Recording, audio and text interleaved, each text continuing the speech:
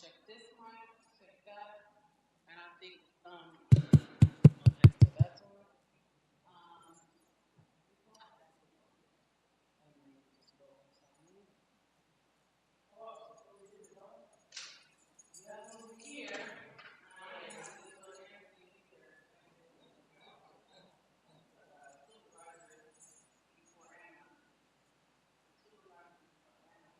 It's on the board. See this? It's on the board. Okay.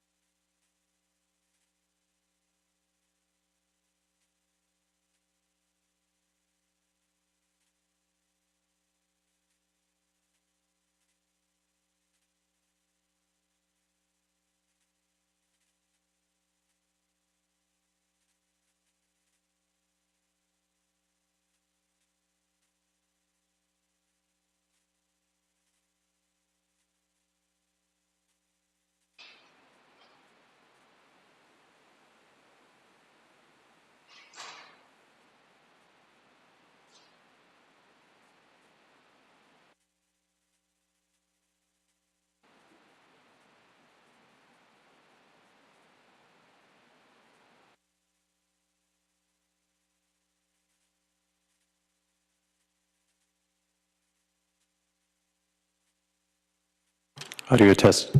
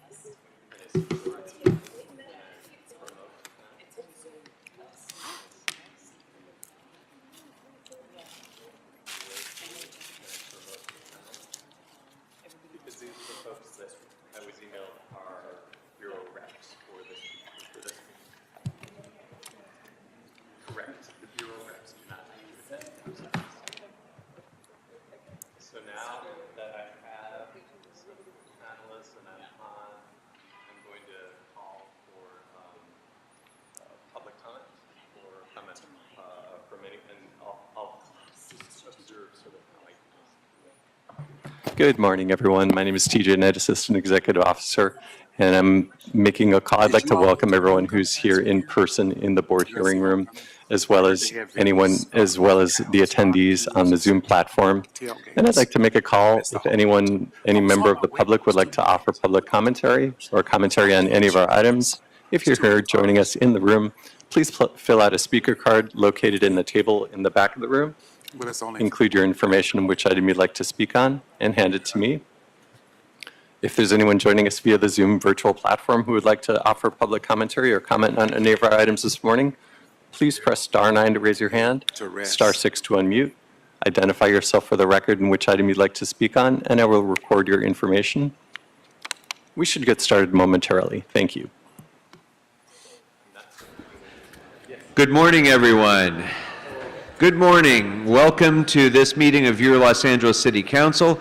Today is Wednesday, November 8th, 2023. I'm Paul Krikorian, the President of the Council, and we're ready to begin today's meeting. Public comment will be taken today both in person here in the Council chambers and also by teleconference.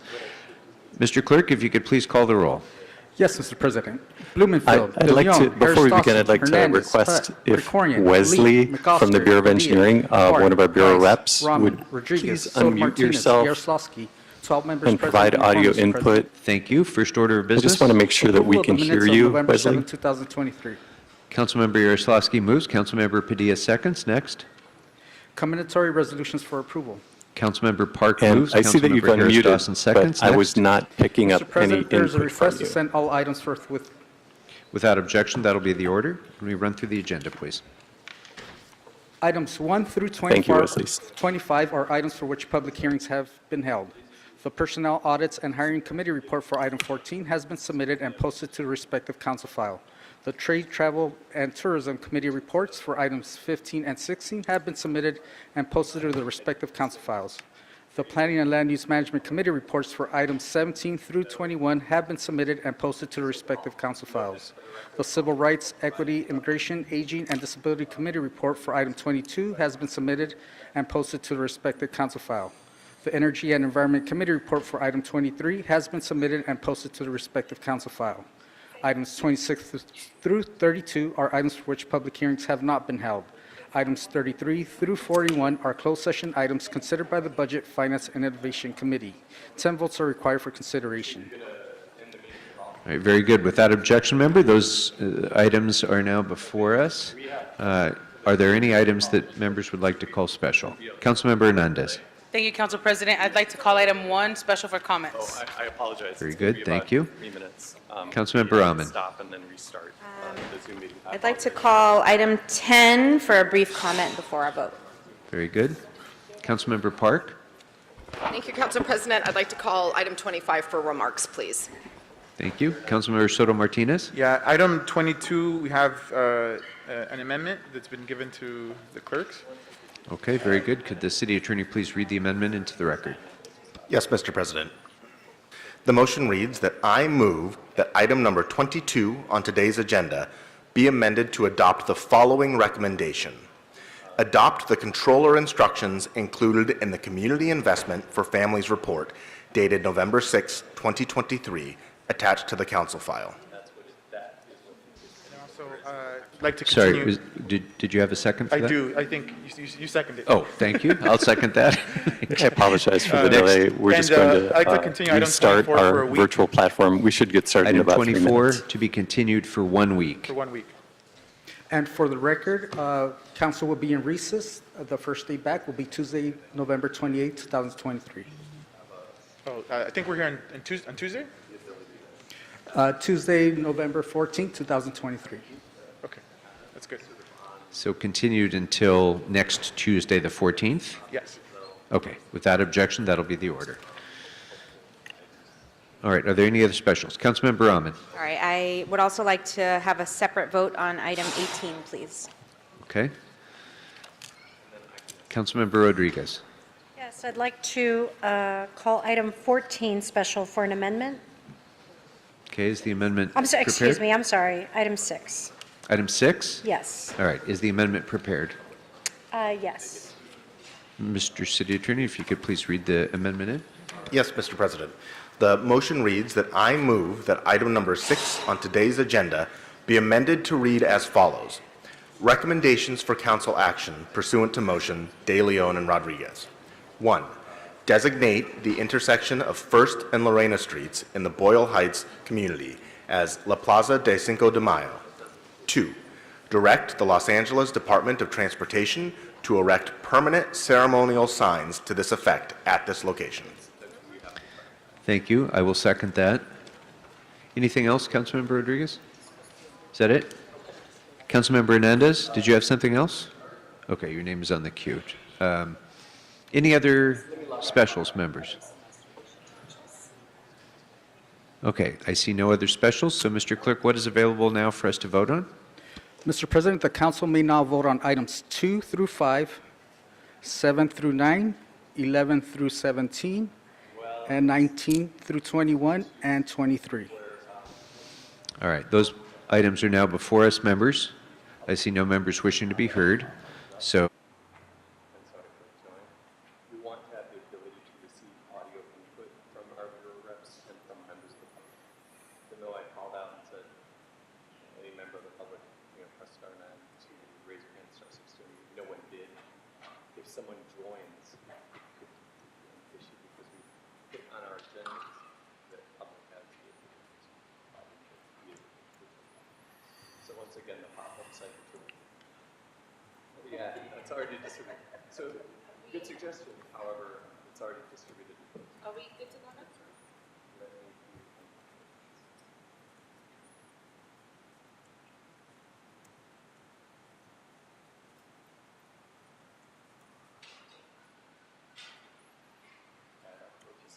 I apologize.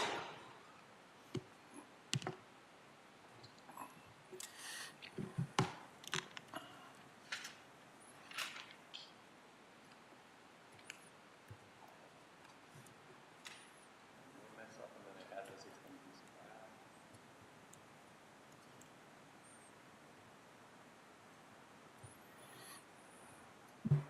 And once again, if there's any members of the public who are joining us in our hearing room who would like to offer public comment or commentary on any of our items, please fill out a speaker card located in the back of the room on the table, indicate which item you'd like to speak on, and hand it to me.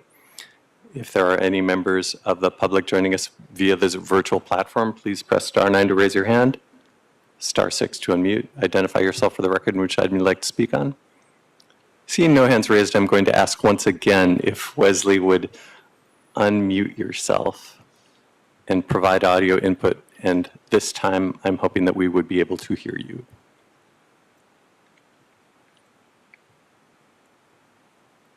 Or George Espindola, if you would kindly unmute yourself.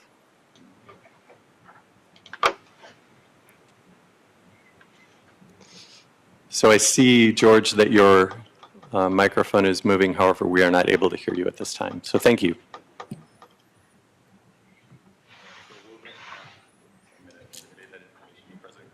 So we're not able, we restarted, we're not able to get audio input from Zoom today.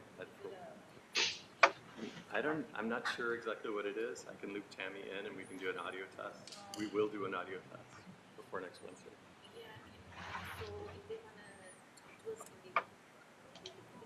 They can call in, yeah. Yeah. Mhm.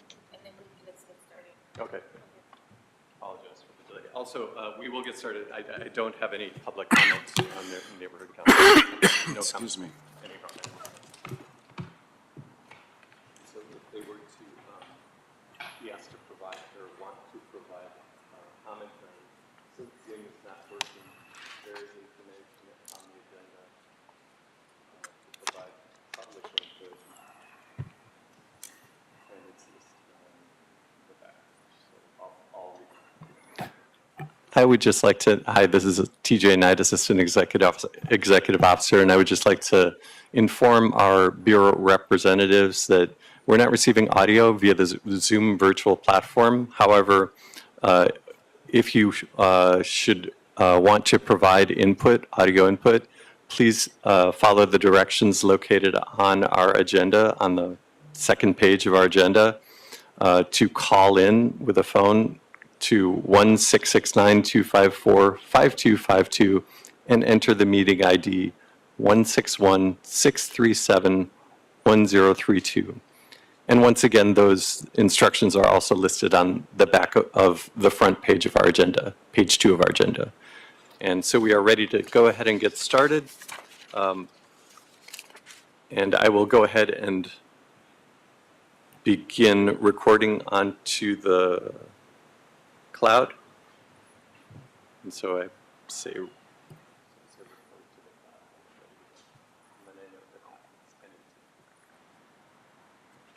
President Garcia, we're in recording. Good morning, everyone, and welcome to the regular scheduled meeting for the Board of Public Works for Wednesday, November 8th, 2023. TJ Knight. Thank you, President Garcia. Good morning. My name is TJ Knight, Assistant Executive Officer, taking role in establishing quorum. President Garcia, Vice President Villegas, President Pro Tem Davis, and Commissioner Reyes are present. Commissioner Corson is in a city meeting. He is excused. We do have a quorum this morning. We are also joined by City Attorney Representative Virginia Choi. Once again, I'm Assistant Executive Officer TJ Knight. President Garcia, we have no speaker cards under public comment, no neighborhood council commentary, and no speaker cards under any of our items this morning. Thank you very much, TJ, for that. Given that we do not have any public comments, public comments now officially closed. Moving on to the first item on today's business, which is the approval of the minutes of Wednesday, October 25th, 2023. Is there a second to my motion to approve this item? Thank you, VP Villegas. TJ Knight, there's a first by me and a second by Vice President Villegas to approve the minutes of Wednesday, October 25th, 2023. Very good. We will take a roll call vote on the approval of the minutes, starting with you, Madam President. Aye. Vice President Villegas. Aye. President Pro Tem Davis. Aye. And Commissioner Reyes. Aye. All ayes, and the approval is approved. Very well. Thank you for that, TJ. We just for today's, everybody's knowledge, item number 5 has been withdrawn and to be determined when we will re-agendize that item. Any issues on that, colleagues? Hearing none, thank you very much. Item number 5 is withdrawn for today. Starting today with our first agenda item, this is the Bureau of Engineering in Council District 4. Welcome, everyone, those that are joining us via the social platform. Like TJ Knight said previously, if you need to speak, please call on the phone and we will be able to hear you. We're having slight technical difficulties, but everybody's able to connect with us. All the public's able to connect with us, and thank you for that, everybody that helped us get back online. So thank you. Moving on to item number 1. This is a request from the Bureau of Engineering in Council District 4. Task order solicitation number 23-196, WSP USA Inc. Pre-Qualified On-Call Consultants List at 1905 North Highland Avenue Project, recommending the board to 1, authorize the city engineer to issue task order to WSP USA Inc. from the pre-qualified on-call list, geotechnical and environmental engineering service consultants, list to provide a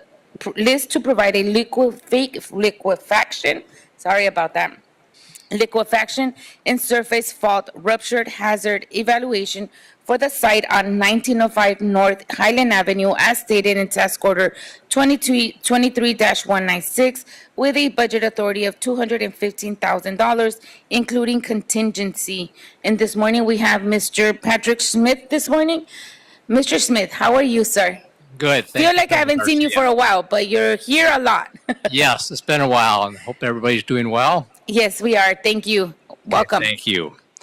So as President Garcia just said, this is a board report to issue a task force solicitation to WSP USA Incorporated from the pre-qualified on-call geotechnical environmental services list for liquefaction and seismic hazard study for the site located at 1905 North Highland Avenue. This is in Council District 4. On August 25th, 2021, the Council District 4 introduced a motion to initiate a review of the city-owned property located at 1905 Highland Avenue to determine the suitability of the property for development as 100% affordable housing and/or permanent supportive housing. The property was subsequently identified to be in close proximity to earthquake faults, and geotechnical surveys were recommended to further evaluate the feasibility of the property for the housing development. On June 23rd, 2023, CD4 introduced a second motion directing the city controller to transfer local early action planning grant program reimbursable funds into the engineering services fund for a geotechnical study of the site. The local early action planning funding funds needed to be expended by September 30th, 2023. The motion also instructed the BOE to issue a task force solicitation for the purpose of performing the geotechnical study. The geotechnical studies were focused on evaluating the potential for liquefaction and surface fault hazard rupture. The task force solicitation was issued to all 11 firms on the pre-qualified list. Proposals were received from 7 of the firms. Based upon the review of the proposal and the selection criteria noted in the task force solicitation, WSP was selected for the task. Due to the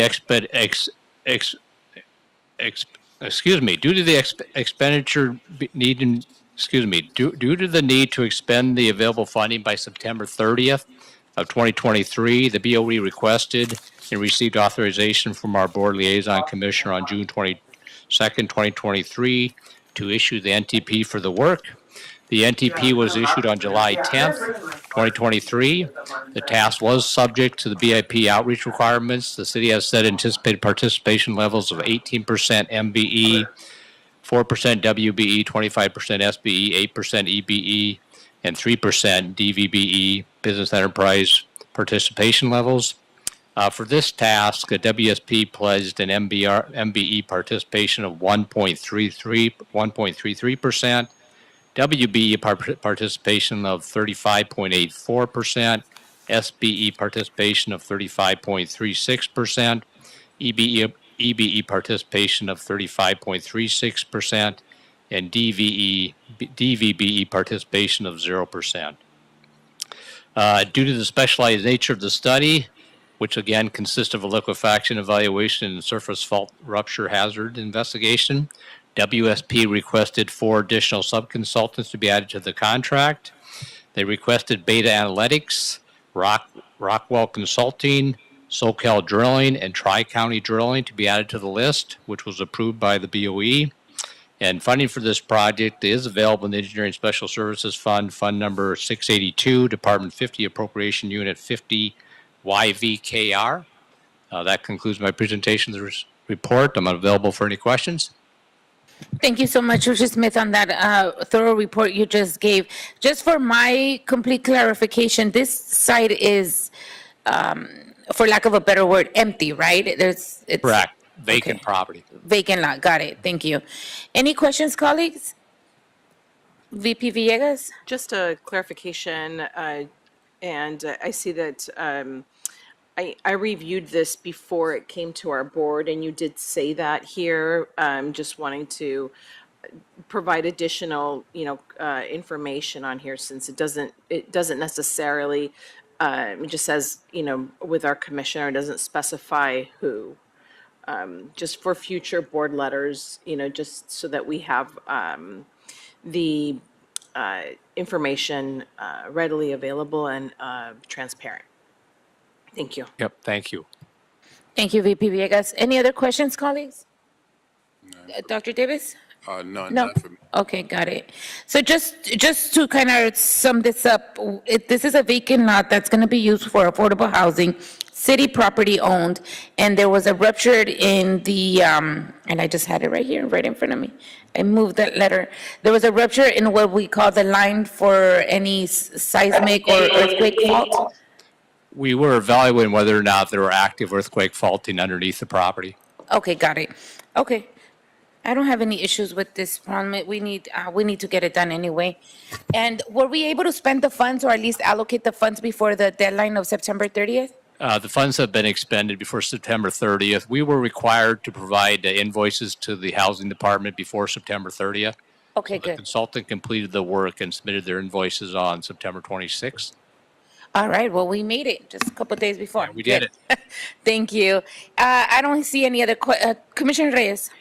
Just for clarification, so this specific job is only for that research and study, correct? And that if ever there are other findings, will that be put on a separate pot of money just in case. I mean, I just want to just be clear, the scope and how narrow the scope is, so that then if ever there are other findings, it will be, you will come back to us and tell us about what those additional findings are that will necessitate some funding to push through.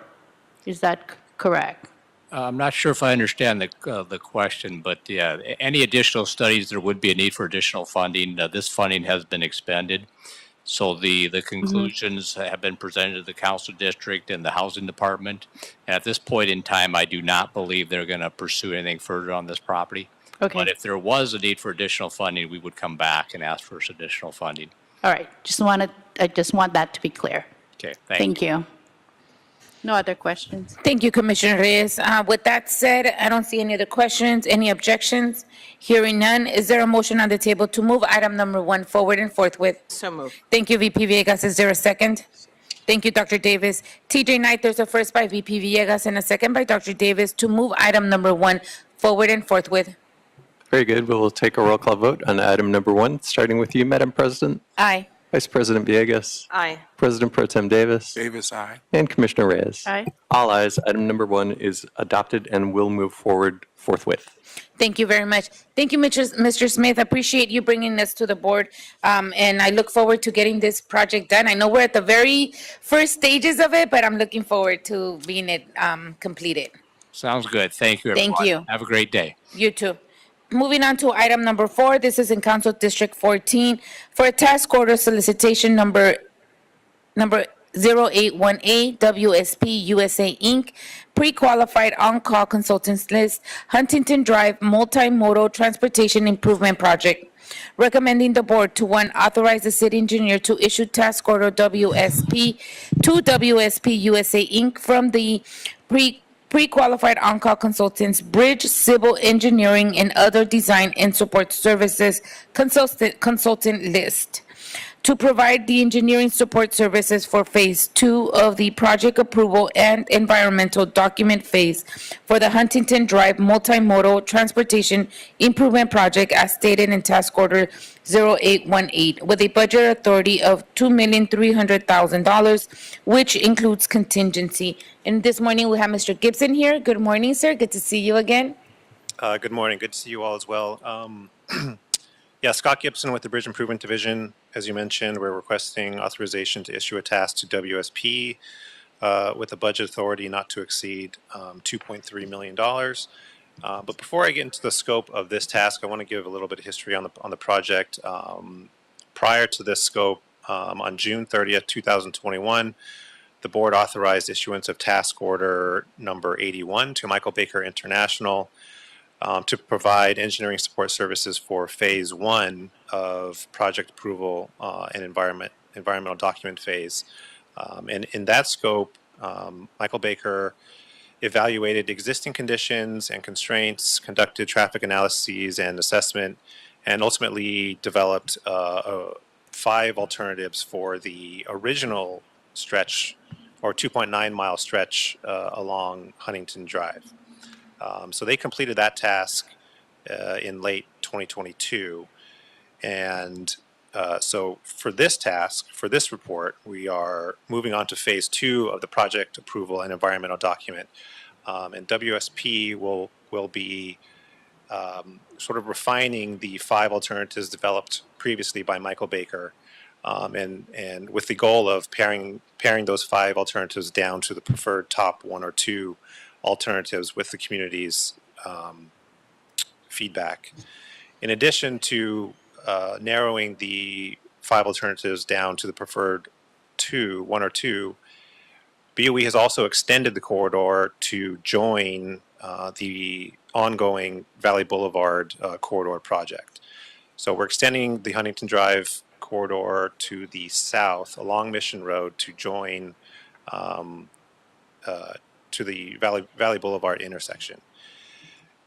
And so WSP will be developing a wide range of alternatives for this extended corridor as well, including which will include community engagement, some cost estimates, the development of traffic and transit demand forecasts, preliminary designs, and a preliminary environmental study for the five alternatives, again, with the ultimate goal of narrowing these 5 alternatives down to the top 1 or 2 preferred alternatives.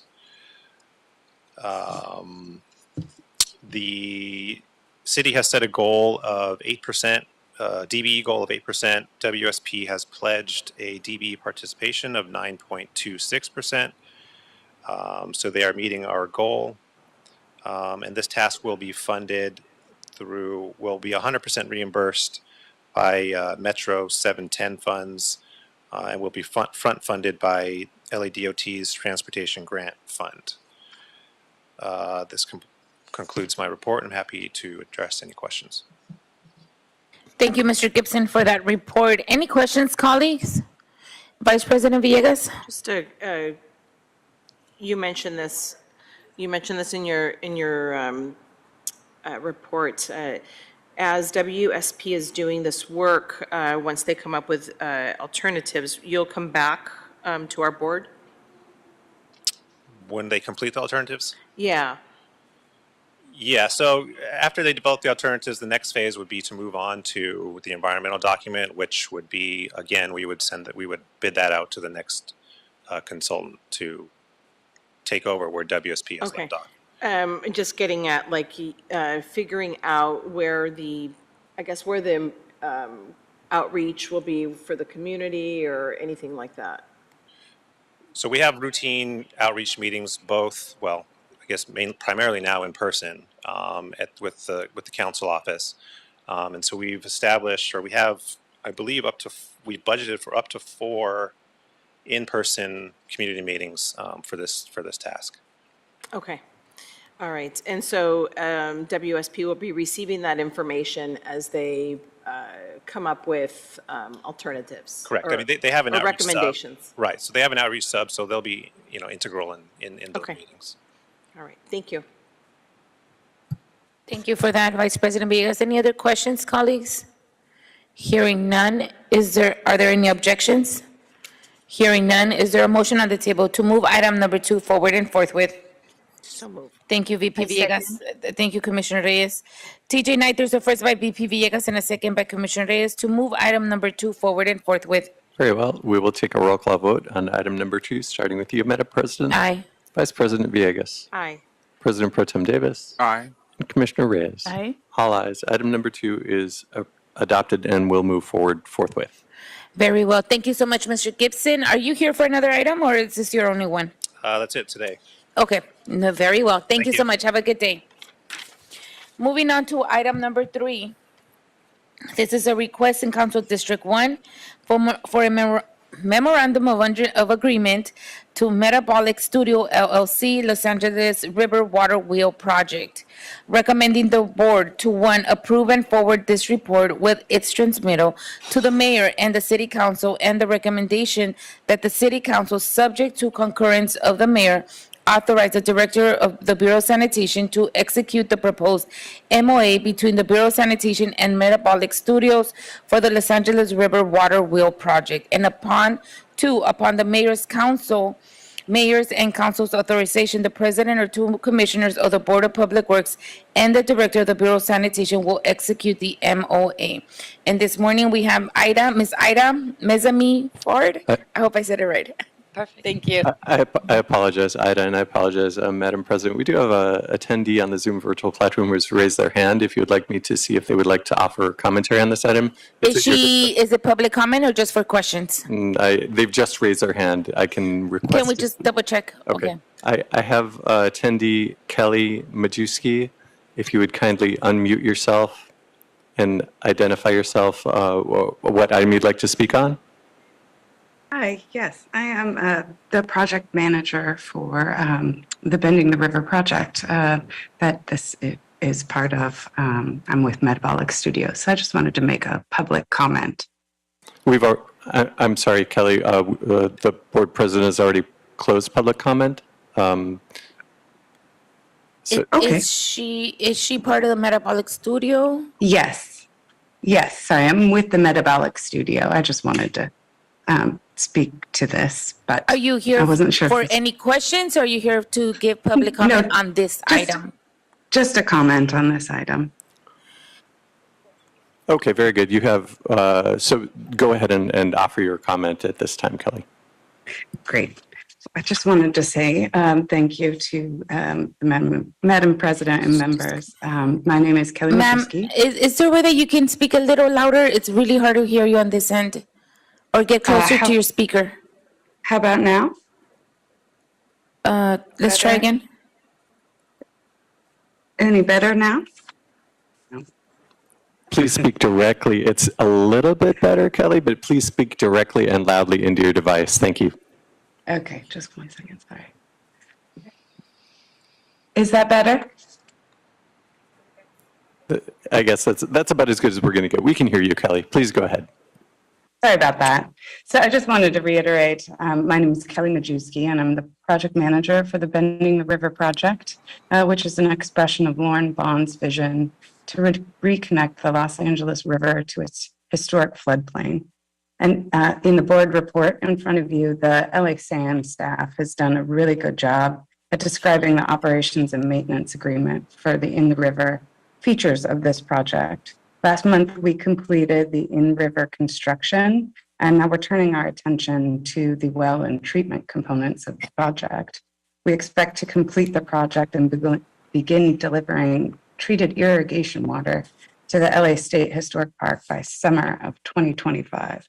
So on behalf of Lauren and the Metabolic Studio team, I just wanted to express our appreciation to the LA SAN Director and General Manager, Barbara Romero, and her staff for their assistance on the agreement and for their support of the project from the very beginning. So with that, Madam President and members, I'd be pleased to answer any questions you might have on this topic. Thank you. Thank you, Kelly. And that concludes commentary on item number 3. Public comment for item number 3 is now officially closed. Ida, Good morning. Good morning. Welcome. Thank you. Good morning, President Garcia, Board Commissioners, Assistant Executive Officer, City Attorney Representative, Board Representatives, and City Staff. My name is Ida Maysami, Senior Civil Engineer, LA Sanitation and Environment. And on behalf of our Director, Barbara Romero, I'm pleased to be here to present this report requesting approval for the Director of LA San and Environment to execute the amendment to the LA River Water Wheel Memorandum of Agreement. This amended MOU is seeking further revisions to the previously revised operation and maintenance roles of the Bending Back the River project, also known as the LA River Water Wheel, and to establish the rights and obligation of each party. Metabolic Studio, as you heard, is delivering the LA River Water Wheel project in collaboration with LA Sanitation Environment and the Department of Water and Power. The original MOA was established in July 24, 2017 between LA SAN and Metabolic Studios LLC and LA DWP for operation and maintenance of in-river structures, and was revised on May 12, 2021 to further refine the elements under the purview of LA SAN for maintenance. And these revisions happened as design was progressing and there was updates. Metabolic Studio has secured all required permits from the U.S. Army Corps of Engineers and the State Water Resource Control Boards to implement the project. Construction of the project began in September of 2020 and will be completed in September of 2024. It is anticipated by the project developer that the project will be in operation in 2025, as you just heard. The project will divert river water to a lined stilling well on Metabolic Studio property, will be treated and distributed to the Los Angeles State Historic Park, with an option for future distribution to the Los Angeles Department of Rec and Park locations on both sides of the river. Prior to distribution and while on Metabolic Studio property, the diverted water will be treated to Title 22 recycled water standards for purposes of landscape irrigation. The criteria for the Title 22 recycled water standards was established by the State Water Resource Control Boards, the agency that permitted the project. As part of their permit, Metabolic Studio has a right to divert up to 0.22 cubic feet per second of water from LA River up to a maximum of 106 acre feet per year. As I noted, this water will be distributed to LA Historic Parks, and there is a water use agreement in place with Metabolic Studios for that supply of water. The state parks will receive 80 acre-feet annually for landscape irrigation purposes. And the two facilities, the Rec and Park facilities that have the potential to receive the water in the future pending future agreement with Rec and Park are Albion Riverside Park and the Downey Rec Center. There is a water quality project in the Albion Riverside Park. It's a stormwater infiltration project. It does not allow for water reuse. This water would be used to offset the irrigation demand for the site landscaping and would not impact the water quality project. To facilitate this distribution, there was a capped distribution pipeline that was embedded in the 6th Street Bridge with council approval prior to its construction. That's for the Rec and Park portion. And again, an agreement would follow after the project's in operation for any Rec and Park water to be distributed to Rec and Parks. So, a letter of intent by LA Sand to operate and maintain the in-river components of the project was originally sent to the U.S. Army Corps of Engineers in January of 2016 to facilitate the permitting process. An updated letter of intent was sent to the Army Corps in April of 2023 to further refine the project areas LA Sand would be responsible for maintaining. So LA Sand's role in the agreement will be to maintain, inspect, and repair the only in-river items on Metabolic Studios' behalf and at Metabolic Studios' expense. These will include the low-flow intake screen, subgrade pipelines, gate valves, access manholes, well pit and submersible pump, and sediment removal. Metabolic Studio will establish an endowment fund for payment of all costs to LA Sand to operate and maintain the project for a period of 50 years with an option to renew for another 50 years. The 50-year timeline coincides with the project's anticipated life expectancy. The project will not impact the city's general fund. Metabolic Studio will reimburse LA Sand for costs of operation and maintenance performed by LA Sand or its subcontractors. LADWP is a signatory of this MOA as LADWP is designated purveyor of water rights within the city of Los Angeles. This concludes my report. I'm available to answer any questions. Thank you so much, Ida, for this the report that you just gave. I'm happy. Thank you for clarifying the different systems that are in that Albion Park, because the last thing I want to do, or any of us want to do, is duplicate services or systems is the question. So thank you for looking into that and making it clear. I know that was my question during our briefing. Any questions, colleagues, on this item? Commissioner Reyes?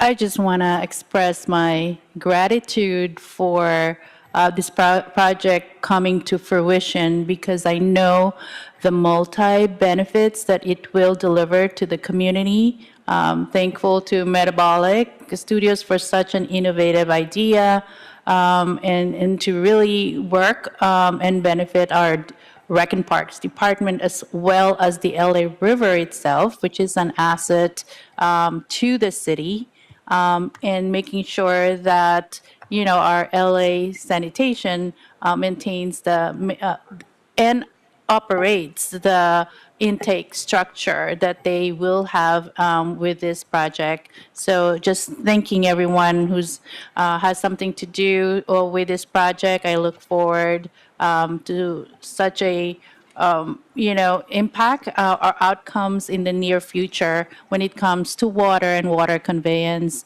and also looking at locally sourced water and the technology that comes with it. So thank you. Thank you. Thank you so much, Commissioner Reyes. We are, I know that this has been a long time coming, so we're excited that we're finally at this stage.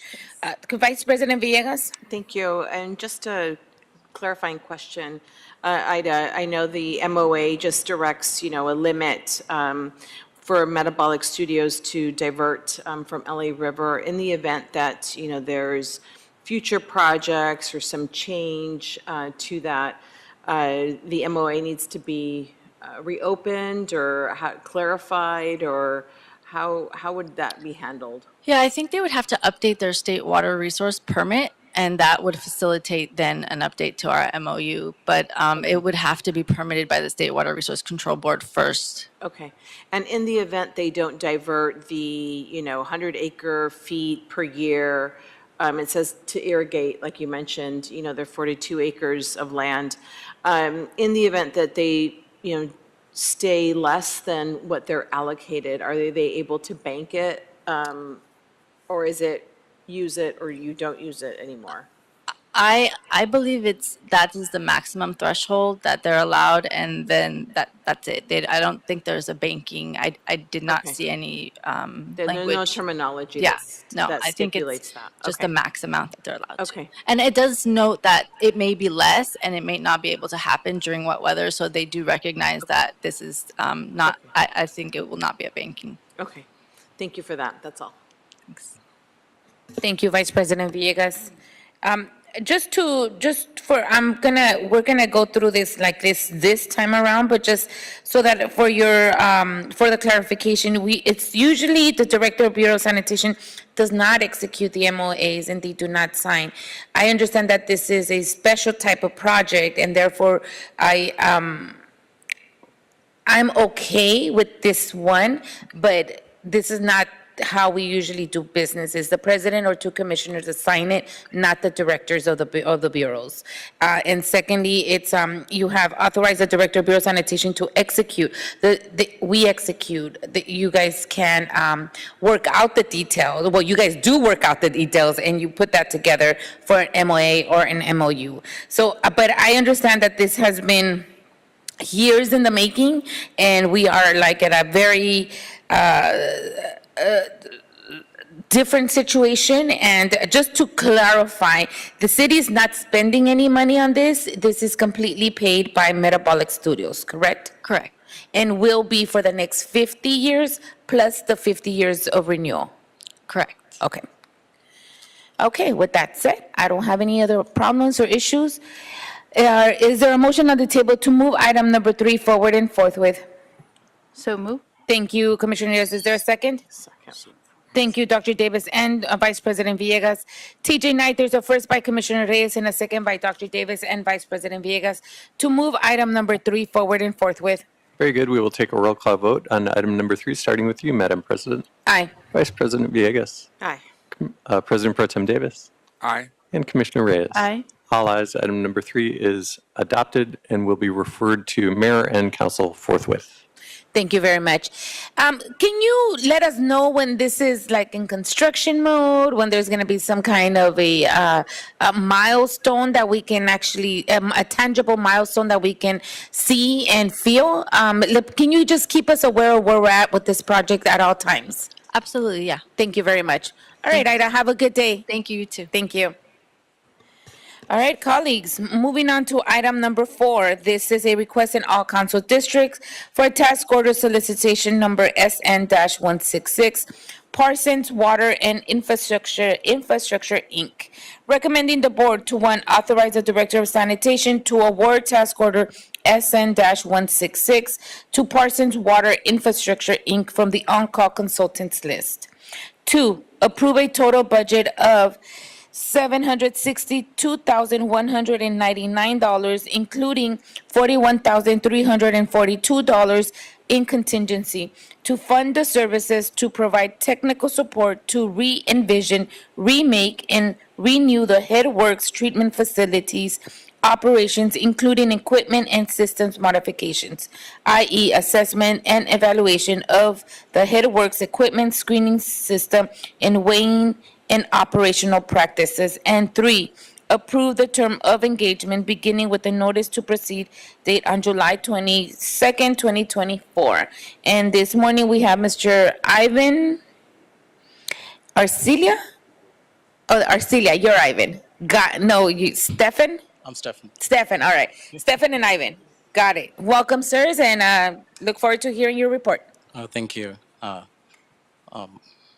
you very much, President Garcia, Vice President Ragauze, President Pro Tem Davis, and Commissioner Reyes, also Assistant Executive Director, Office TJ Knight, and City Attorney, Rep. Ms. Choi. Yeah, my name is Stephen Oport. I'm an environment engineer at Hyperion. I oversee the liquid process section over there. And I'm joined with Ivan, who is environment engineering associate staff in the liquid process section.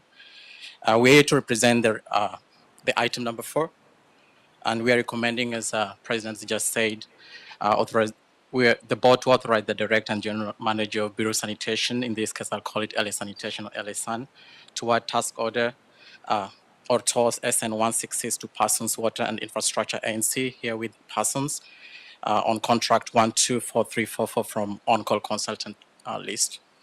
And also approve the total budget of $762,199,000. That's including $441,342 contingency. This is to fund the services to provide technical support to envision, remake, renew the headworks treatment facilities, operation, equipment, and system. We're also requesting the board to approve the term of engagement beginning with the notice to proceed up to the date of the end of this consult, which is July 22nd, 2024.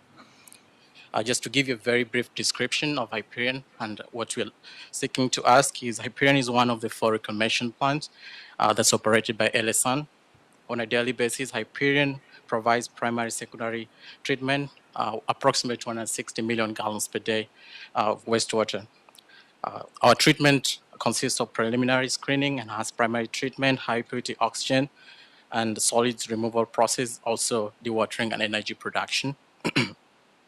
On the preliminary side, of which we're very keen on this presentation, we screen, we filter, and we remove large solid materials and grit from the wastewater.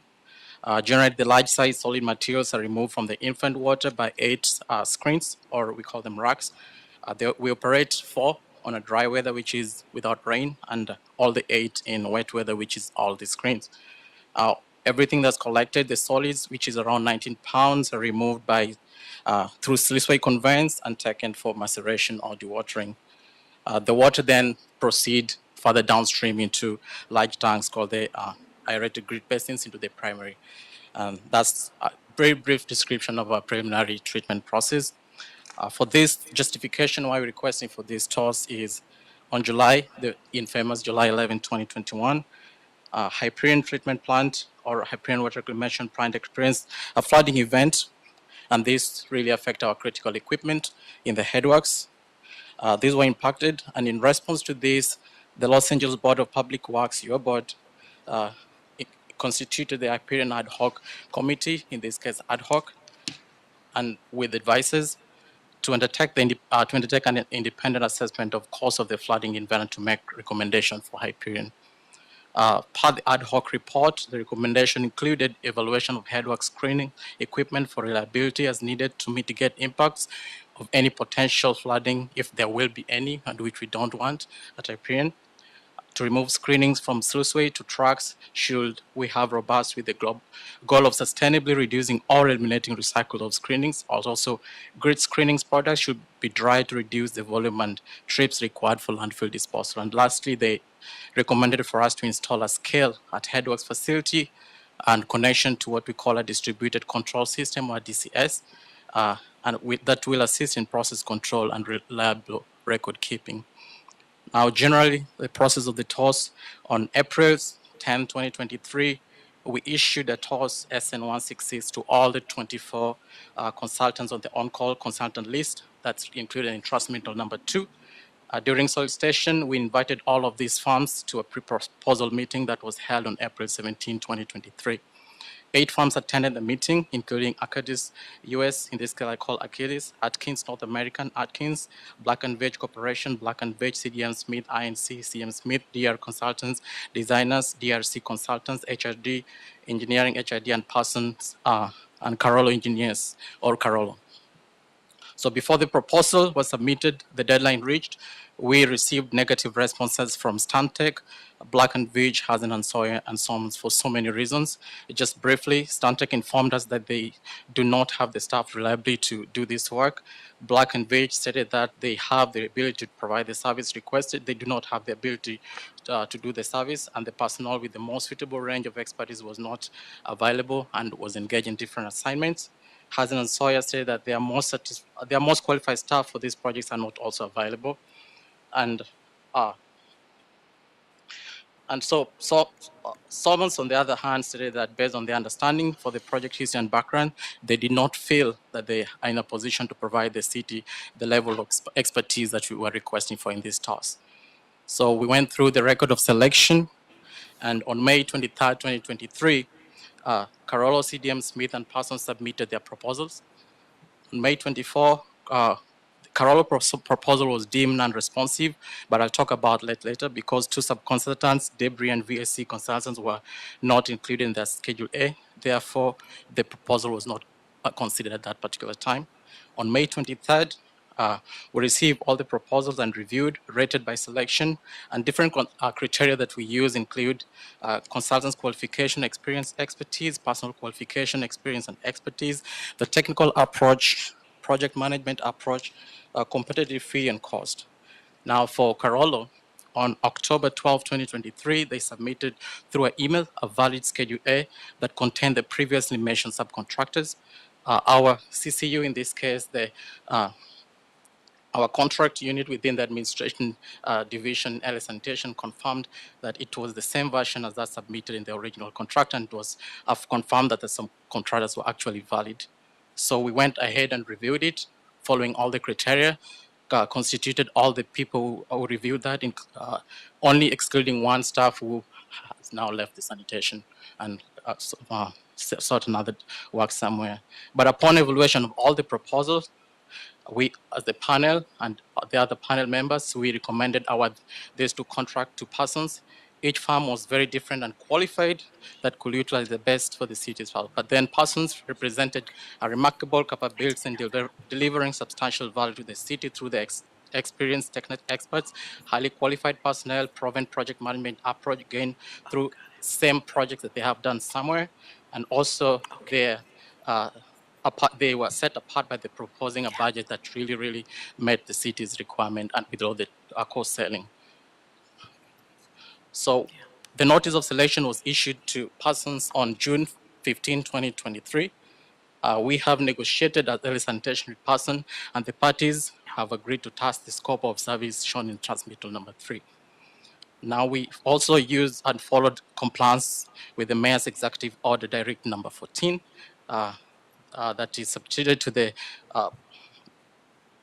BIP, which is Business Inclusion Program Requirement, and LA Sanitation set aside sub-consultant participation level of 18% minority owned, or MBE 14%, WBE 25%, SBE 8%, EBE and 3% DVBE. Parsons performed a good faith effort to reach out to qualified consultants in order to fill the city's participatory level. For this TOS, Parsons pledged 7% MBE, 0% WE, 14% SBE, 7% EBE, 0% DVBE, 7% OBE, and other business enterprises, as shown in table of 2, based in the scope of service required in the task. So the project was reviewed by the director on February 15th in the amount of 762.9 and was approved. We don't really anticipate any impact of this to the general fund, and the total for these projects we are requesting not to exceed 762,199,000. Thank you. All right, Stefan, that was a whole lot. I just have one question. On your recommendation number 3, will you say approve the term of engagement beginning with the notice to proceed date of July 22, 2024? Is that because by then you'll have kind of the assessment done? We hope to have completed that assessment at that time, but we actually limited because the master on-call contract is supposed to end on July 22nd, 2024. But in good faith, since we sent the notice of selection to our consultants, we have been having a frequent conversation with them, communication, telling them all the processes, and in good faith, they are still agreeing to work with us until that day. So we hope it will be completed. Okay, so the work is going to happen now? It's going to happen now. After today's, okay. Okay, let me come back to you then. Any other questions? I see Dr. Davis and Vice President Villegas. Dr. Davis? Yes, thank you so very much for your report. I want to basically understand the function of what we're hiring Parsons Water to do. You said an assessment and evaluation. Yes. And I guess our desire is to upgrade the performance with the latest technology of what HeadWorks equipment and screening and operation practices we have at the facility. Is that right? You're right. So You're right. basically, our goal is to try to make this facility up to date, more effective and efficient in the work that it does. Is that pretty accurate? That's correct, but they are doing the evaluation part according to these TOS. What happens is these facilities were built a long time ago. They are towards the end of their design life, and so we have equipments in there and systems within the equipment that are not operating to their efficient capacity. And so what persons are coming to do, they're coming in to look at what we have vis-a-vis what we should have, and if there's any technology out there that we need to have, then they recommend to us. So would it be safe to say that they are coming in to do this assessment and evaluation to give us some of the issues and variables that we would need to develop a strategic plan to improve it? So they will identify what they think would be appropriate for us to take the operation to the next level and identify what those things are that we need to implement, use, purchase, etc., or install to make this operation more effective. Is that what Parsons is coming in to do in their assessment? That's correct. Okay, thank you for that. Thank you, Dr. Davis. Vice President Villegas? Thank you. I'm just going to put a little bit of context to all this, and I know that you mentioned it. This work that's going to be before us for Parsons to be able to do is because of the incident that took place at Hyperion in 2021, and subsequently we created an ad hoc committee, and through experts, we had about 21 experts in the field of water quality, and especially conveyance systems. And in that report, it included, I want to say at least like 33 recommendations. And they have captured those recommendations in some of this, item that's before our board today, and that's the assessment, because we have lessons learned from that incident where basically our Hyperion water reclamation plant was flooded. And so that's why we need either improved screenings or other mechanisms for communications. That's why you see we have like about 13 items that are included in Parsons' scope, including our DCS system. But it's all for protecting our water, improving, and I want to say protecting so that incidences like this don't happen again. And it's a spotlight on our things that we hadn't done in the past. And so Parsons will do this assessment. I'm just abbreviating this because we have a lot of work. And so Parsons will do this assessment. And thank you for reviewing the process in which we handled the selection of Parsons. I did have one question, so I just wanted to provide that as for context. Very helpful. My only question, and it doesn't necessarily pertain to the work that Parsons is going to be doing.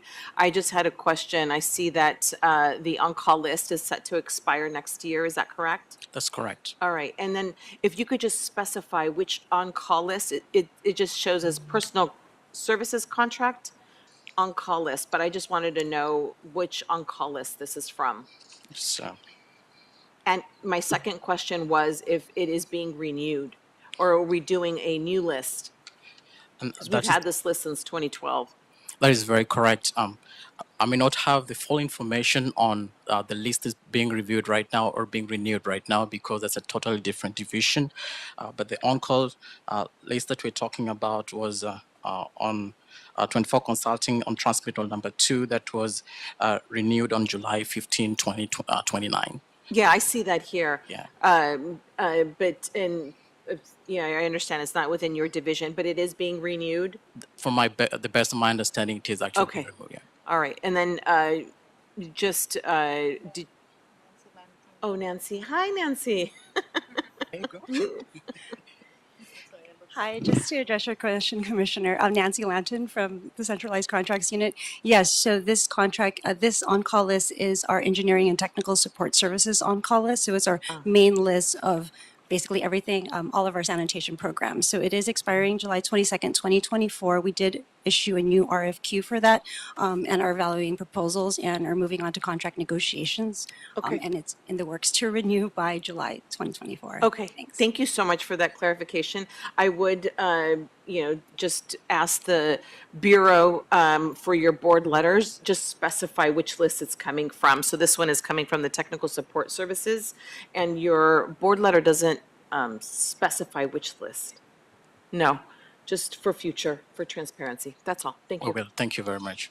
Thank you, Nancy. Sure. Thank you for that, Vice President Vegas. Dr. Davis? Thank you, Vice President Vegas, for that context. And it causes me to have one remaining question that I'd like to have answered. I know that this is particularly for technical services to provide the support, but is the evaluation and assessment not inclusive of assessing staffing in terms of what is necessary for the increased effectiveness and efficiency of the operation?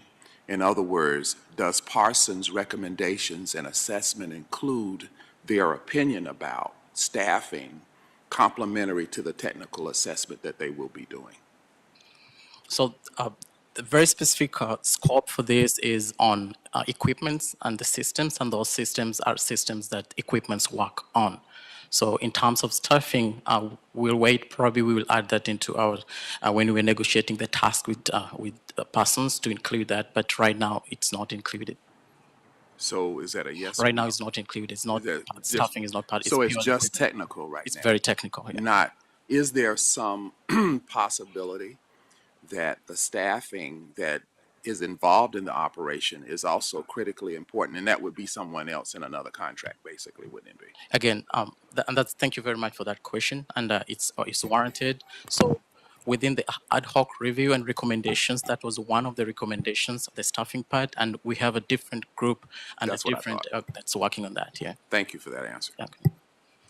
That's a good question, Dr. Davis. And I think in addition to that, it's important to see as we assess and implement new systems moving forward, it's also important to reevaluate the classifications and positions needed to make that new system work efficiently. And so I think that would be second phase to the technical aspect of this. And that piece might be done in-house by, our assistant directors, our general manager, yourself, our division managers, and so forth, and our Hyperion plant manager, Tim, to make sure that whatever new system, and I know this is maybe, we're talking about a year from now, right? Maybe 2 years, if anything. What is your project timeline for us to kind of see a new redesign? And then obviously then we would have to go out and do the purchasing of whatever new system we're getting and so forth, correct? Yeah. So you're very right. So we expect to end this project sometimes July, but before July 22nd, 2024. Okay, got it. That's right. Okay, so it'll be great to, whatever recommendation Parsons does make for our renewal and remake and redesign of the headworks there at Hyperion, it'll be great to see an attachment of the staffing and position levels that would require to meet this new redesign of headworks. That's correct. Okay. All right. I don't have any other questions. Commissioner Reyes? Just want to piggyback on what my colleagues have articulated here about the staffing. That could be included when there are, Parsons is supposed to propose, the best technologies, right? And the improvements and the equipment, but there will also be an action plan for implementation. And I think that is where that workforce planning should be included. How many people do we need? What types of job classifications? And really a comprehensive look at the technology that we will be implementing at that time, and what will it take for our, to hire locally for that for those specific jobs. So that action plan is going to be very important, and we'd like to see that included, what the staffing component of what the recommendation will be when it comes to the technology part and the system part.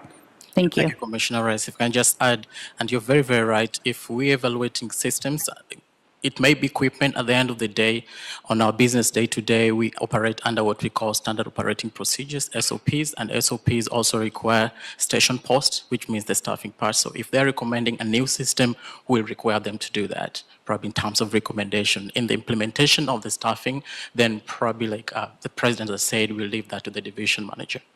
Thank you so much for that, and thank you for hearing us out on all of that, Stefan. Any other questions, colleagues? Any objections? Hearing none, is there a motion on the table to move item number 4 forward and forthwith? So moved. Thank you, VP Villegas. Thank you, Dr. Davis, for a second. TJ Knight, there's a first by VP Villegas and a second by Dr. Davis to move item number 4 forward and forthwith. Very good. We will take a roll call vote on item number 4, starting with you, Madam President. Aye. Vice President Villegas. Aye. President Pro Tem Davis. Aye. And Commissioner Reyes. Aye. All ayes. Item number 4 is adopted and will move forward forthwith. Very well. Thank you so much, Stefan. Good to see you. And Ivan, good to be here. Thank you. Ms. Lanton, thank you for your addition there. That was perfect. Moving on, colleagues, item number 5, like I stated earlier, is now withdrawn, so we are not taking that item today. Let's move on to item number 6. This is a request in Council District 1 for an AFE State Water Resource Control Board. Is somebody here for this item? Troy, okay. Troy, are you here for 6 and 7? Yes. Okay, coming up. I'm going to take both of them. I'm going to read both into the record, and then you describe that, and then we'll have, we'll vote on both. Item number 6, this is an AFE in Council District 1 for a State Water Resource Control Board. Bureau of Sanitation and the Office of Accounting are requesting board approval and execution of an authority for expenditure in the amount of $50,000 for the site cleanup recovery program costs during July 1st, 2023 to June 30th of 2024. Item number 7, this is in all council districts for an AFE, Los Angeles County Tax Collector.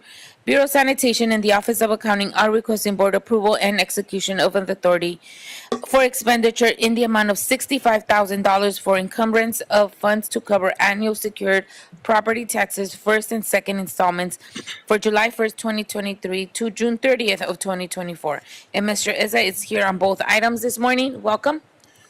Welcome, and thank you. Good morning, President Commissioner. Good morning, Commissioners.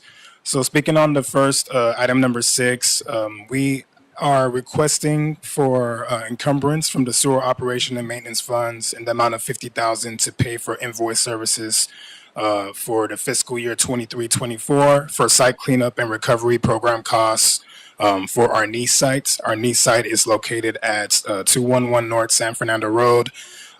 Has been requiring oversight from the regional board due to the presence of volatile organic compounds in both the soil and groundwater underneath the site.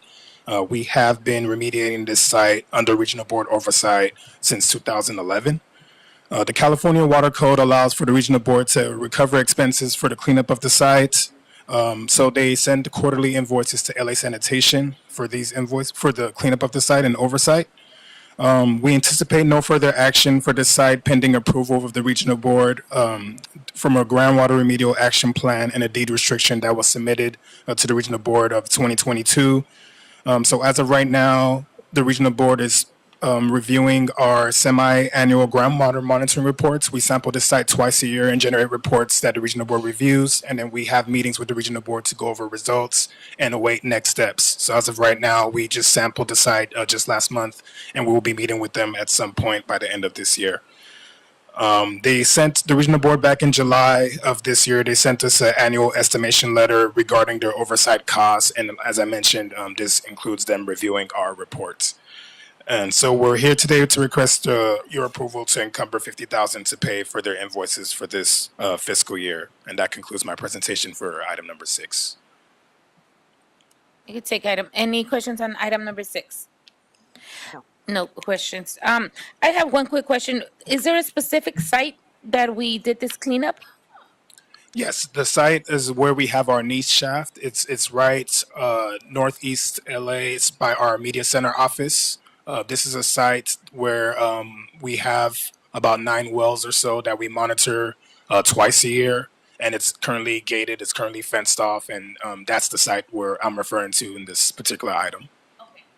Do you mind giving me the intersection? It's on San Fernando Road and Cesador, Cazador.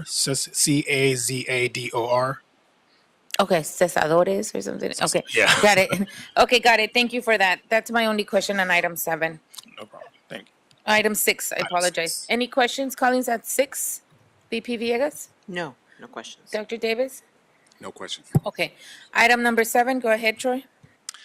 Yes, so this item, we're requesting an encumbrance from the Sewer Operation and Maintenance Fund in the amount of $65,000 to cover annual secured property taxes, both first and second installments for this coming fiscal year, 23-24.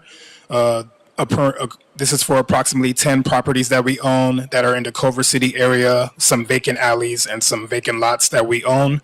In previous years, just to give you some background, annual property taxes for these 10 properties estimate a little over $55,000. As far as delinquency, installment number 1 is delinquent if it's not paid by December 12th of this year, and installment 2 delinquent if not paid by April 10th of next year. So essentially, it's just the 10 properties that we want to request for funds. It's basically paying our bills. Okay, any other any questions for Mr. Eza? Hearing none on 6 or 7. Any objections on 6 or 7? Hearing none. Is there a motion on the table to approve items 6 and 7? Thank you, Dr. Davis. Is there a second? Thank you, Commissioner Reyes. TJ Knight, there's a first by Dr. Davis and a second by Commissioner Reyes to approve items 6 and 7. Very good, and we will take a roll call vote on items 6 and 7, starting with you, Madam President. Aye. Vice President Villegas. Aye. President Pro Tem Davis. Davis, aye. And Commissioner Reyes. Aye. All ayes. Items 6 and 7 are approved and will move forward forthwith. Perfect. Thank you. Thank you, Mr. Eza. Thank you. Have a good rest of the day. Moving on to item number 8, this is a request in Council District 11 for an AFE Pacific Gas and Electric Company. Bureau of Sanitation and the Office of Accounting are requesting board approval and execution of an authority for expenditure in the amount of $420,000 for encumbrance of funds to pay for electricity utility charges to be incurred for the period of July 1st, 2023 to June 30th of 2024. And this morning we have Mr. Tran. Mr. Tran, good morning. Good morning, President Garcia, the Board Commissioners, City Attorney, and Executive Officer. My name is Alan Tran with LA Sanitation. We are here today for an AE2 request encumbrance to pay for PG&E electricity utility charge at Green Acre Farm. We use the electricity for the big water pump at the crowd water wells, and also use for the small water pump to transfer and move the irrigation water across the field for farming operation. We also use the electricity for the office, conference center, and the repair shop. The request amount is $420,000, and this will cover from July 1st, 2023 to June 30, 2024. The funding will come from the sewer operation and maintenance fund. Therefore, there is no impact on the general fund. And that concludes my presentation. Thank you so much, Mr. Tran. Good to see you, by the way. Good to see you. And I know it's this is basically paying our electrical bill out at the Green Acres Farm, correct? Yes, this is For is that 1 year? This is annually, yeah. Annual, got it. Okay. Are we doing any measures to put like solar panels or anything that will help us reduce our bill? We have a plan for it, but we're gonna ask the farming contractor to request some bid, and then we're gonna evaluate. Okay. Okay, so we're doing some kind of measures Yes, we have to to lower make- down the electricity bill. Okay, got it. Any questions, colleagues? Vice President Villegas? Thank you. And then just for putting this on record, this is for our farm, right, in Kern County? Yes, this is for the city-owned farm at Right. Okay. Green Acre Farm in Kern County. Thank you. Thank you for that. I don't know if you specified that. I didn't hear it. And it's for PG&E. PG&E, yes. Okay, thank you. Thank you, Vice President Villegas. I don't have any other questions or any issues. Thank you, Mr. Tran, for always being such a good management. I know that your title, I don't think it's program manager, but I just want to say thank you for always representing Green Acres Farm. Ever since I've been in the board, you have always had this project underneath you, and we've always, no news is good news always. So when there isn't any news coming out of Green Acres Farm, and there hasn't been for a very long time, I shouldn't say, we're probably going to jinx us. Don't. If there wasn't, it's always a good testament that you're doing a great job. And I always see you on top of things for Green Acres Farm. So thank you for doing that. Do you go often over there? We have the inspector doing the monthly inspection. Okay, good, very good. Thank you for that, Mr. Chan. Hearing, I don't see any questions, any objections? Hearing none, is there a motion on the table to move item number 8 forward and forthwith? Thank you, Dr. Davis. Is there a second? Thank you, Vice President Villegas. TJ Knight, there's a first by Dr. Davis and a second by Vice President Villegas to move item number 8 forward and forthwith. Very good. We will take a roll call vote on item number 8, starting with you, Madam President. Aye. Vice President Villegas. President Pro Tem Davis. And Commissioner Reyes. Aye. All ayes. Item number 8 is approved and will move forward forthwith. Thank you so much. We got to pay our bills, so thank you for that.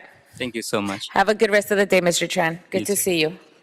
Moving on to item number 9. This is a release stop notice to CalMex Engineering, Inc. CalMex Engineering, Inc. is transmitting a release stop notice in the amount of $125,419.46 for asphalt paving in connection with the Soto Bridge over Valley Boulevard and Union Pacific Railroad. The primary contractor is Police Construction, Inc. Is there a second to my motion to approve item number 9?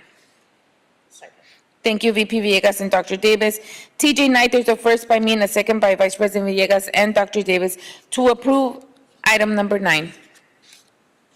Very good. We will take a roll call vote on item number 9, starting with you, Madam President. Aye. Vice President Villegas. Aye. President Pro Tem Davis. Aye. And Commissioner Reyes. Aye.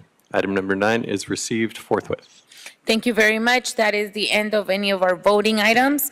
We are now going on to our oral report section, which is item number 10. This is community level contracting update, all bureaus. In my understanding, we have the Bureau of Sanitation, the Bureau of Engineering for this item. Am I missing a bureau for the street services as well? Perfect. And BSL and BCA, nothing for this, also for community level contracting? Okay, got it. So is it just BSL who I don't have? Okay, good. And Brian, you're here for our last item, correct? Okay. Got it. Thank you very much for that. Let's start sanitation, engineering, street services, and we'll end with BCA for the community level contracting update. Good morning, Commissioners. Nancy Lanton from LA Sanitation Centralized Contracts Unit. For this quarterly report for community level contracting, I'd like to give an update on sanitation's one existing community level contracting opportunity, or CLC. We do have one opportunity, and this one is for the request for qualifications for landscaping and site services for LA Sand facilities. So we released a request for qualification for landscaping services, and this is for all of our facilities, such as the reclamation plants and our solid resources yards. This was work for landscaping such as tree trimming, maintenance of our water features and irrigation systems on the plants, renovation projects to upgrade some of our plants with drought-tolerant plants, and other landscaping and site services. We are moving forward with 4 prime contractors on these contracts. We did unbundle this RFQ so that 2 prime contractors could work on smaller work packages under $50,000, and the larger work packages are for projects over $50,000. Since my last update to the board, we have finalized the board report and the draft contracts. It's going through our internal sanitation approval processes, and we will be before your board for approval within the next few months. And then those contracts will be subject to mayor and council approval. We also wanted to update that the 4 prime contractors that we are moving forward with are certified as minority business, women business enterprises, and local business enterprises.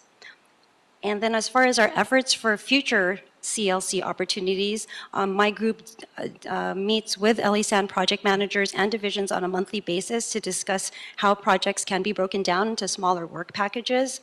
We are utilizing a checklist provided by the Bureau of Contract Administration to evaluate each of our pending RFPs and RFQs, whether they can be broken down by either cost or price, similar to this project, or even by geographical regions. We also include on our board reports, moving forward to your board, an analysis of CLC and whether or not those projects could be broken down. And that concludes my report for this quarter. I'd be happy to answer any questions. Thank you so much for that. So just to confirm, the first project you talked about, landscaping, you unbundled it, thank you, but you also created some kind of layers or tiers, right? Or there's a 50,000 and below and 50,000 and above. What would be a maximum of the second layer? We did not identify a maximum. It depends on the projects. We have potential projects on all of our locations, so at the plants and our solid resources yards, our clean water yards. So there was not a maximum that was identified based on budgetary constraints within those divisions. Okay, that's good to hear. And is there a mechanism that you have when you do your when you review for the criteria to see if they're qualified? Do you have a mechanism that we won't allow, like, for lack of a better words, but the big guys apply, submitting bids for the 50,000 or under? Yes, when we released the RFQ, they only could submit bids for $50,000 or the 100 or over 50,000. So we split them up. Okay, what I'm trying to say is that I wouldn't want like a big company to submit bids for this 50,000 and below company, and a way for us to see that. Is there a way for us to see that these big companies are not going after the small contracts? The reason why we did the community level contracting in the first place is specifically so that we don't have, so that we give an opportunity to smaller companies and smaller businesses to start with smaller contracts so that they're feasible for them and that they can actually get it done, and that we get the service we need as well, and that they get experience working with the city. My question is, you have 2 layers, which I really appreciate that. What I don't want to see is that, company A in tier 2, the bigger layer, also is submitting for the 50,000 and below. I would like to see a way that we can track that and respond back if there's any of those big companies submitting bids for these 50,000 or below projects. Just because the whole purpose of doing the 50,000 or below is so that we can give the opportunity to smaller businesses that are doing business with us, perhaps for the first time, second time, very low experience, but they're getting the experience to eventually be able to take on a bigger contract. So I just want to make sure that there's a mechanism in place in sanitation that will not allow the big guys to come in and really take on the smaller companies. Yes, yeah, and that's the intent for this contract. So they would not be able to bid on that under $50,000 project and below. Okay. Yeah. Okay, I'm going to trust you, Ms. Project Lante. manager will definitely monitor that. Thank you so much for that. I appreciate it. Just because sometimes even, the big companies want to apply for the smaller ones, but we're just trying to really help out the small businesses. Even today, there was an event up in the Tom Bradley Towers about how to do business with the city. And so it was hosted by Mayor Bass and Councilmember Lee, but that's the whole entire purpose, is to get new folks to do business with the city. And so I just want to make sure that we're being, as we're getting the bids, that we're seeing this at an analytical view and saying, okay, this guy, this business has been around, had a lot of contracts. There probably should not be the ones to do the smaller contract. Yes, we're very aware of that. Okay, thank you so much. And that's it. Ms. Commissioner Reyes. Just looking at the requirements as well for the small businesses in terms of the standard provisions that are in our contract when they are now going to contract as a prime, right? Their small businesses is to really take a look at how do we streamline those standard provisions in terms of the insurance requirements, right? So I think I'm speaking also to BCA about this one, just so we know that there are still barriers for our small businesses in terms of getting their foot at the door and starting a business here.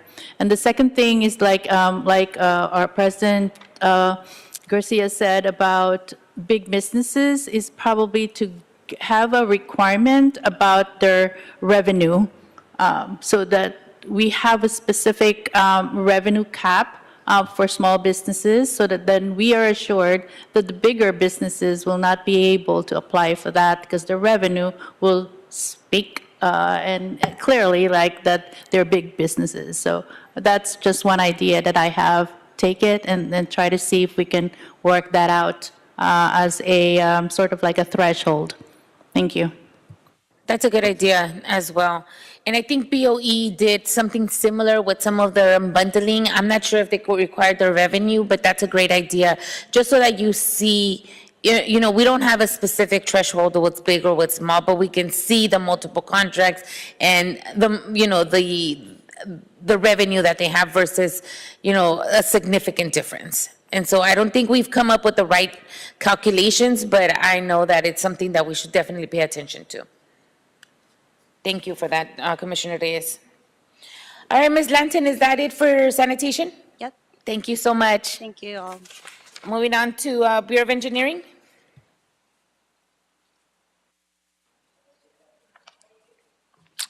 Good morning. Ray Season from Bureau of Engineering, Project Awards Control Division, acting division engineer. Welcome. Thank you.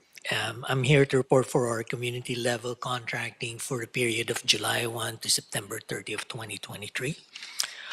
For this reporting period, we awarded 3 contracts to our small sidewalk contractors, Hieronymo Concrete Inc. For $73,672, A6 Construction for $67,001, Rojas Construction for $81,991. For the next reporting period, we don't have any opportunities to award since our small sidewalk contractor expired. We're currently advertising for the new small sidewalk contractor at this time and the RFQ out for advertisement for them to submit their SOQ. That concludes my report. Thank you so much, Mr. Santana. Good to see you, by the way. Good to see I you. don't think I've seen you in Zoom times. Yes, that is correct. Oh, that is correct, right? Well, good to have you here. I wanted to, good to see you live in person. How's that? Yes. I'm sorry, going back to the very last item you just said, which is an RFQ is currently out. Is that also a community level contract RFQ? That is correct. Okay, good to know that.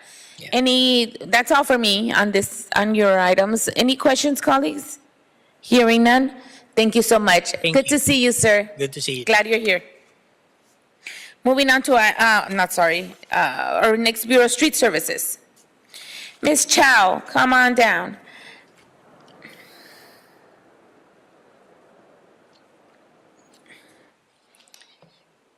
Good morning, Commissioners.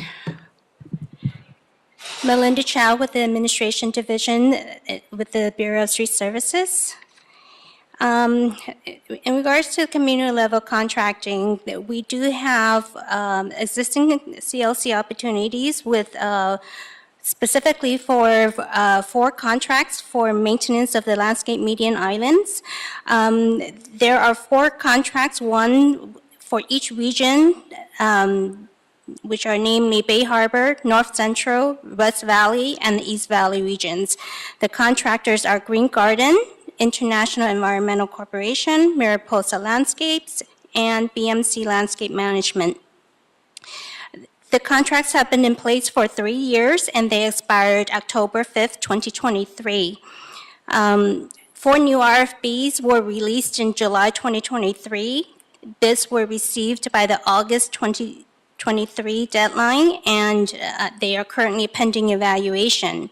To ensure service continuity, the board did authorize a 3-month extension of the current contracts through January 6, 2024. Another existing CLC contract we have is for the freeway off-ramp closure services. This is a 3-year contract with Sterndal Enterprises, which is a certified SBE and LBE enterprise.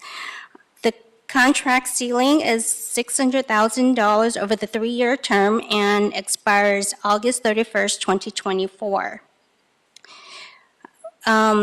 We do have one new CLC opportunity to report, and that is for the Sidewalk and Park Vending Program Outreach and Education Program. Street Services was allocated $350,000 per year to provide, to contract with service providers to provide targeted outreach and education and other consulting services for the Sidewalk Vending and Park Program. Unfortunately, our budget has been reduced to $50,000 in fiscal year 23-24. So obviously this will affect the amount of services that can be awarded. Through an RFQ process, a pre-qualified on-call list of 5 service providers were approved by the board on February 15th, 2023, to help raise community awareness and understanding of the city's sidewalk vending program rules among sidewalk and park vendors, brick and mortar businesses, as well as other stakeholders. We just received Mayor Executive Directive 3 approval to execute the 3-year contracts, and that item is scheduled for board adoption as an admin item next week on November 15th. And that concludes my report. So that's a big reduction from 300,000 to 50,000? Yes. Was there a reason why? Well, it is a new mayor's mayor team, so they do feel that because the sidewalk vending program has been in operation for a few years now, they think that there is a lower need for outreach services. So that's part of it. We're hoping that maybe in subsequent years, the new administration may change their mind depending on how the program goes. Very well, thank you. Any questions or comments, colleagues? Hearing none. Thank you so much, Ms. Chow. Good to see you. Thank you. And lastly, we'll end with the Bureau of Contract Administration.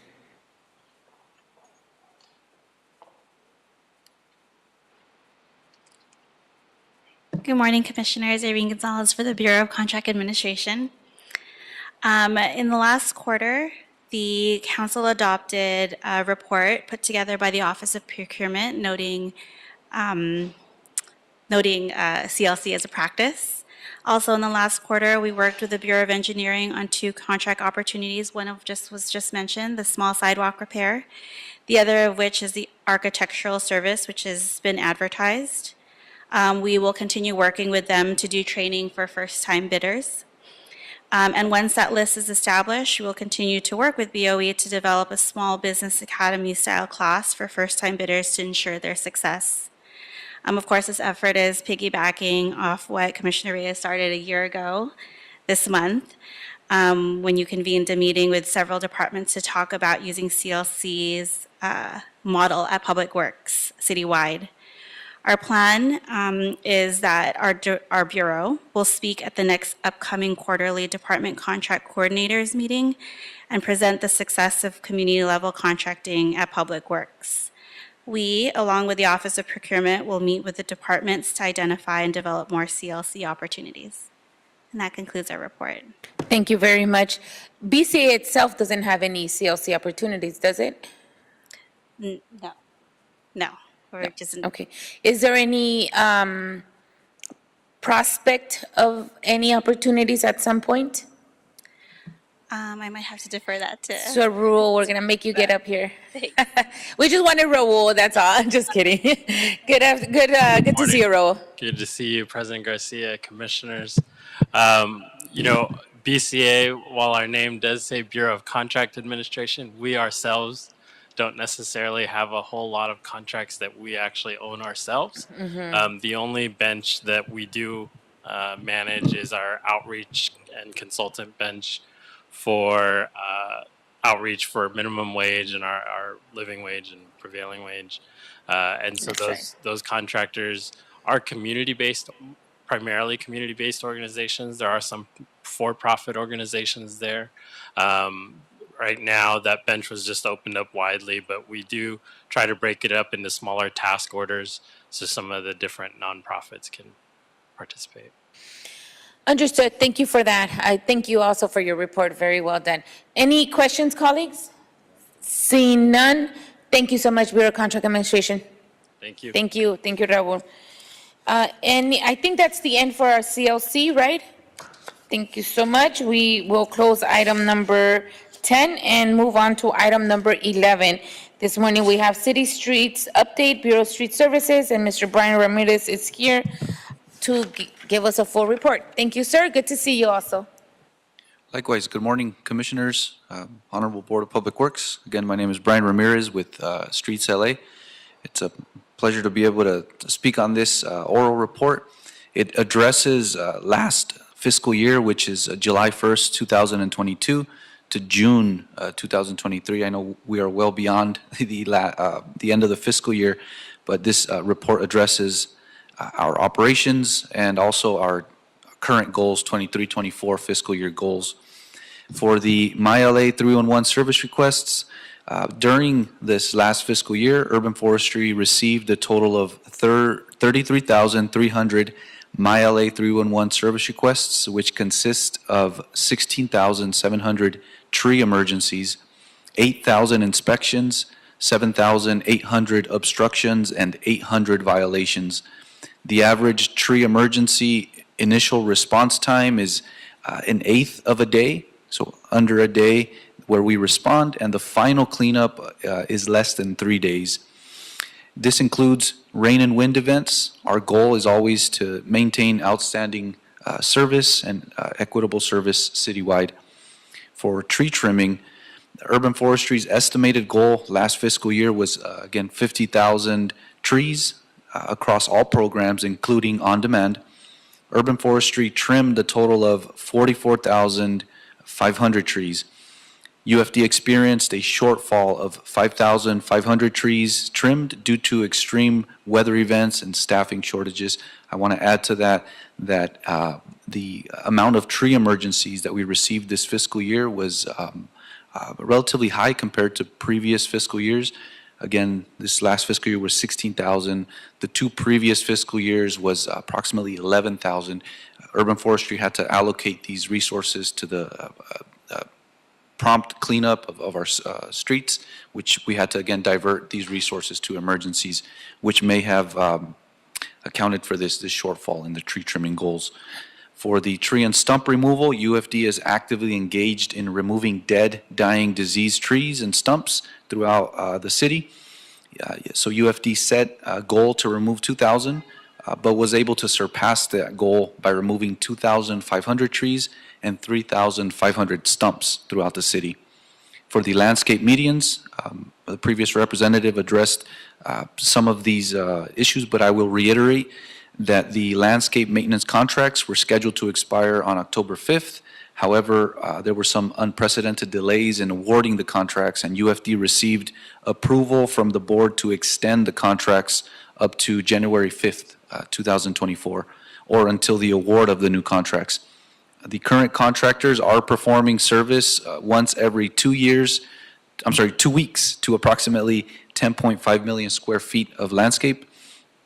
The Streets LA Engineering Services Division and UFD landscape staff are collaborating with the Theodore Payne Foundation in scheduling training during this coming week, November 13th, to acquire the California Native Plant and Landscape certifications.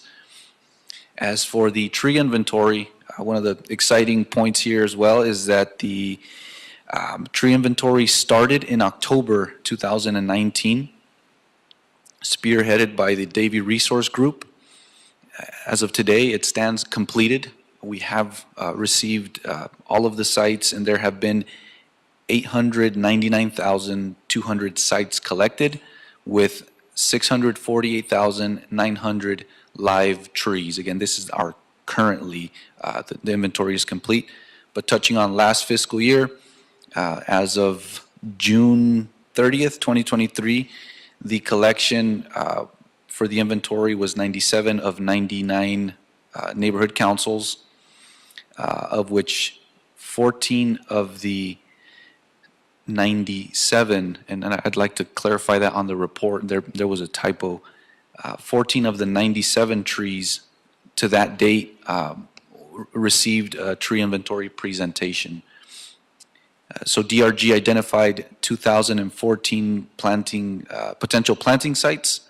And again, I reiterate that the completed neighborhood councils, they've been completed to date, and they are available to the public on Bureau of Street Services website, along with the online map of inventory trees. For the tree planting, UFD continues efforts to sustain the tree population by planting new trees, and UFD planted a total of 2,300 trees. In conjunction with that, I move on to the watering. UFD watering crews are currently watering and maintaining over 9,200 newly planted trees citywide. The total tree watering includes trees planted by some of the nonprofit groups and other city departments. For the sidewalk repair program, all combined Streets LA UFD crews trimmed and root pruned 868 trees, removed 65 trees, and replanted 73 trees exclusively for the sidewalk repair program. For the sidewalk rebate program, BSS UFD inspected 362 rebate sites, 570 sidewalk access request assessments were performed, and for the goals for this fiscal year, the tree trimming goals are 45,000 trees, which includes 5,000 tree trims for on-demand funding for the $1 million allocated to that. For the trees and stumps to be removed, our goal is 2,700 for this fiscal year, and the tree planting, our goal is to plant 2,000 trees.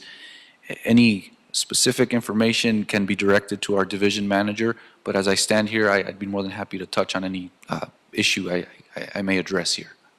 Thank you so much, Mr. Ramirez, for your report. It's always so good to hear where we're at on the trees from the Urban Forest Division. You said 2,000 will be planted this fiscal year? That's correct. That is our goal. Have we, fiscal year meaning 2023, 2024, correct? Correct. Do we know where we're at this time from those 2,000? Our current planting, I do not have that. If you can send it to me, it'll be Yeah, great to I know if we're on point, if we're on our way to meet our 2,000 deadline by June 30th of 2024, correct? Correct. Because you're going a calendar year or fiscal year? It's fiscal year. Okay, so we have a goal of 2,000 by June 30th of 2024. Yeah, we're kind of like halfway through that mark right now. Yes. So if you can just, gauge where we're at and if we're moving on track to make sure that we do meet those 2,000. Definitely. I will forward that information. Perfect, thank you for that. Any questions, commissioners? That's it? Hearing, Vice President. Yeah, sorry, I did write something on here. Just thank you for reviewing also the emergency reporting, when we have storms or weather-related issues. I just wanted to just flag it, or maybe within your, system, I'm thinking like automated systems, like computer systems, if we can also include our our staff, Art Martinez, who handles like a lot of our risk management and kind of like emergency operations, just so that we're all communicating when emergencies happen and real time Okay. is taking place. That's just one suggestion. Thank you. Made note of it. Thank you. I was going to say, are you texting him now? No, I didn't bring a pen up, so I figured I'd go with That's right. You're from the new school. You do everything technology.